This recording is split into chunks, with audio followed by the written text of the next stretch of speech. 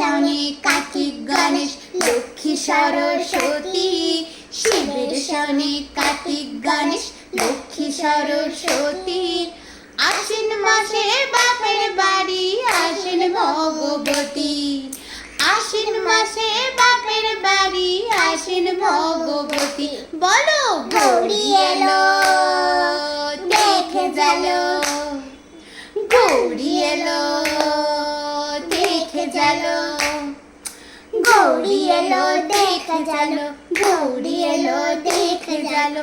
ভবের ভবানী আমার ভবন করিল আলো, গৌরী এলো দেখে গেলো, গৌরী এলো